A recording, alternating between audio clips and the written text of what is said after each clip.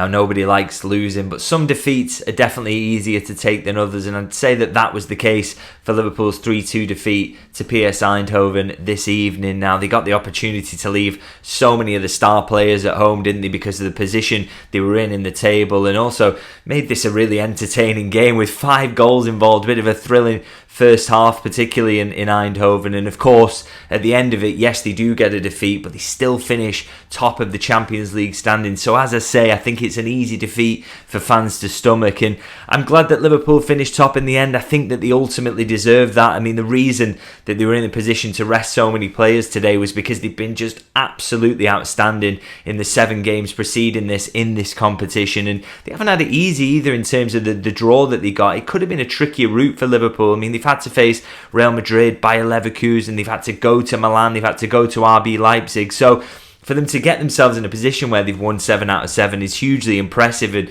yes, they got that little bit of luck at the end with Barcelona drawing at home to Atalanta. But as I say, I think they've really earned that by coming through this draw so strongly. And I think one of the reasons they've been able to do that really is that Arne Slot has got unbelievable depth to call on. Obviously, he's had to balance the Premier League, the Champions League, the League Cup, and now Liverpool into the FA Cup. And you can't do that unless you have a very good squad. And I think you kind of saw why today that depth is so strong. And the reasons for that really is Arne Slot's just got an awful lot of players to call on, because I know it does finish in a 3-2 defeat, but this game is actually closer than you maybe felt during watching it. I mean, you look at the numbers here, and I think they're reflective of a very even game. So, 1.34 expected goals for PSV, 1.64 for Liverpool, 12 shots to 9 in PSV's favour, and the shots on target count finishes 5-5. So for me, that kind of shows up, as I said, a bit of an even game really, where I thought PSV having their first teamers out and some of the finishing really told. I thought some great finishes in there, and I thought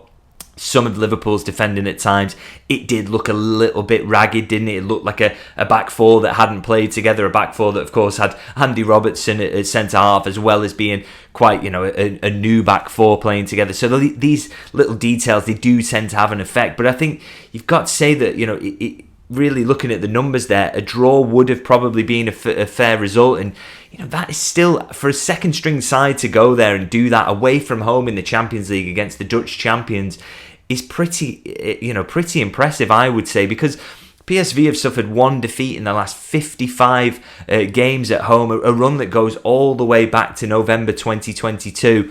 And so it's kind of, you'd be arrogant really to think that Liverpool could put out an entire second string 11 and go there and dominate the game and win. And as I say, the fact that they made such a good game of it, that it only finishes 3-2 and probably on the strength of the numbers, a draw would have been fairer. I just think that speaks to how strong that second string is that Arne Slot has got at his disposal. The amount of quality players they were able to bring in, and you look to the starting 11, and you could see there's so many internationals, so many players with experience, and yes, some young players, but unbelievably high quality of young player as well. I think if there was one area they struggled in really was that some of the younger players and some of the players who were brought in couldn't at times maybe cope with PSV Eindhoven's physicality, but I still think they did a fantastic job of matching them. And as I say, I think it almost would be arrogant to expect more from this when you've left so many key players at home. Those key players are the ones that make the difference, that make maybe a game like this. If Liverpool were to face PSV again in the latter stages, you'd have no doubt that Liverpool would go through.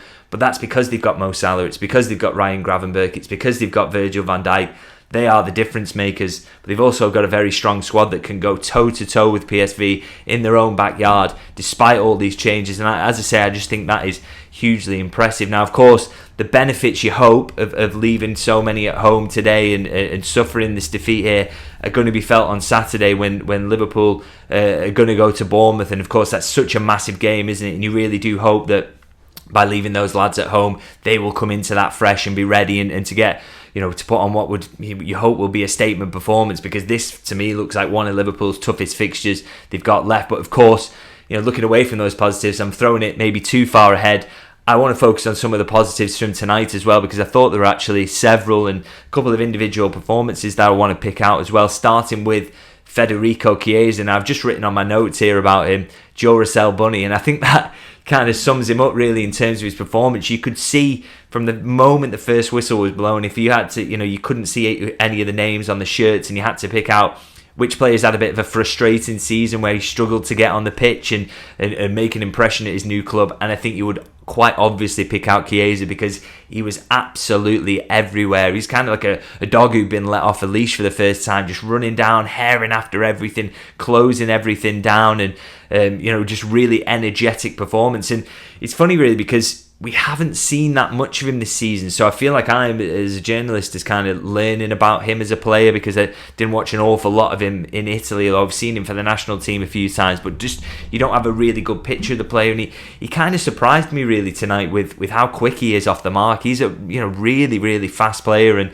we haven't seen him on the pitch enough to kind of see that and really get evidence of that, but I think that speed is really going to bode well for him sort of adapting to the Premier League and being effective for Liverpool. And you saw that a few times. He's getting in there to win things and get there. And in fact, there's no kind of better example of that combination of tenacity but also speed than the moment that kind of won him the opening goal for Liverpool, the penalty. He just nips there when the defender thinks he's got so much time, but Chiesa, so aggressive, but also so quick that he gets there. And I think that really kind of summed up his performance. But there was so many other kind of good numbers to back up how good he was. He completes the most dribbles of anyone in the match with 3 out of 7. He wins the most duels as well with 11 out of 18, which again, that he's so involved, it shows you he's both dribbling at players but also engaging in ground duels to try and win the ball back as well, and just kind of sums up how busy his performance was. And I've already mentioned the penalty as well that he wins, but he also, of course, gets the shot off that leads to Elliott scoring to make it 2-1 to Liverpool. And throughout all this, with the performance, the fact he could get on the pitch and play 90 minutes was really, really important step forward for him in his Liverpool career, because it has been so frustrating up to now, hasn't it? Liverpool struggling to get him on the pitch, but I think that's a big step forward. But also just his performance in general, I think it's very easy now, and this is maybe something we were questioning at the start of the season when he couldn't get fit. Does he have a future at Liverpool? Is this going to work out? Is he going to end up leaving on loan or in the January window? But I think you watch his performance tonight, the fact he completes 90 minutes, the fact he's so energetic, so hard-working, he can get shots off constantly. He's got so many things that you like about him and that would fit into this Liverpool side. It's increasingly easy, I think, to see a future for him at Liverpool, and that he can. I think even this season there are maybe a couple of big moments being lined up for him, whether that's coming off the bench and impacting things and having an effect in getting Liverpool over the line in the cups or whatever. I think there are moments for him, and I think he looks fit, he looks ready, and he looks like he's absolutely nailed on as a kind of Liverpool-type player to play this type of football. So really, really excited about him, even more so than I was originally after seeing what he put in today. And as I say, I think there's more to come from him this season, so really, really looking forward to seeing that. And is another player as well I want to kind of focus on, and this is someone in the midfield that is James McConnell, who I thought was hugely impressive. Out of all the youngsters, actually, he was the one who impressed me most. And it's kind of an interesting one with James McConnell. It's my understanding that both him and Jayden Danns, who of course played today, they don't actually know what is happening with them in terms of their future yet. They've both been told that, get through this game and then we'll make a decision on whether we'll let you go or not. And so they're both playing with kind of uncertain futures at the moment. Of course, neither of those would be permanent moves. It's just loan interest, and there is big loan interest in both of them from the Championship. But yeah, they came into this game with kind of a weird mindset that you're starting a Champions League away game for Liverpool, and yet in a week's time you could be somewhere else in the Championship fighting relegation or pushing for the playoffs or whatever. It's kind of an interesting situation they found themselves in, but it didn't seem to distract McConnell in particular. I mean, if there's one thing you'd say about him, he's a little bit slight, and that maybe is why he'd struggled to get in Liverpool's first team at the moment. But his speed of thought, he's so good. His touch, his ability to fire passes through the lines.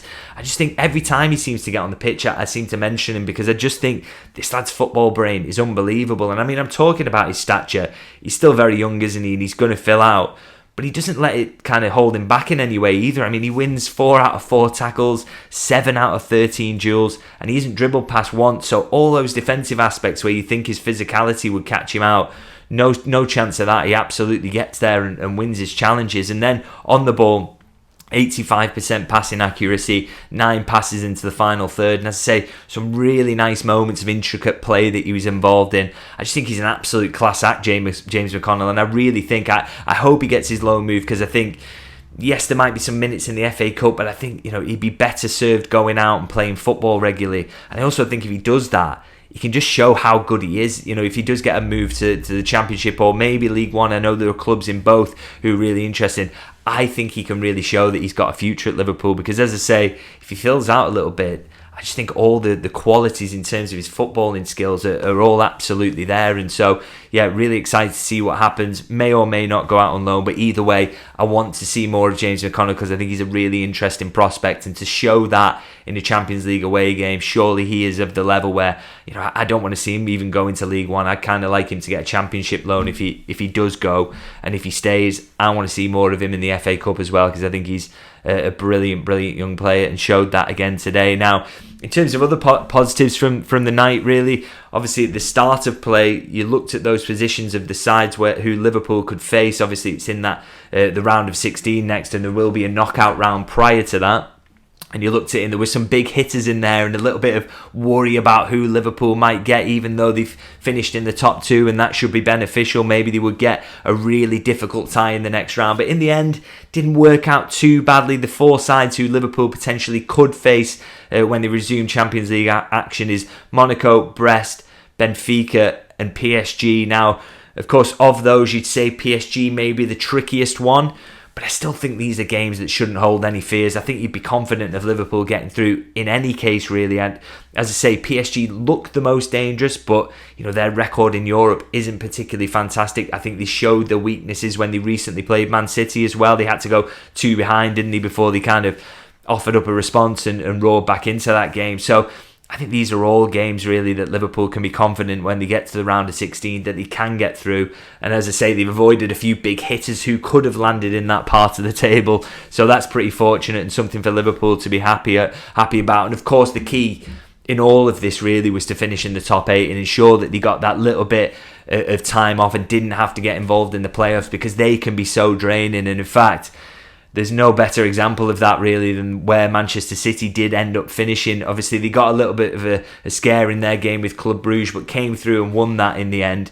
But the benefit they get for that, and the prize they get for winning it, is that they are going to face either Real Madrid or Bayern Munich in the next round, which is in that knockout round, that playoff round.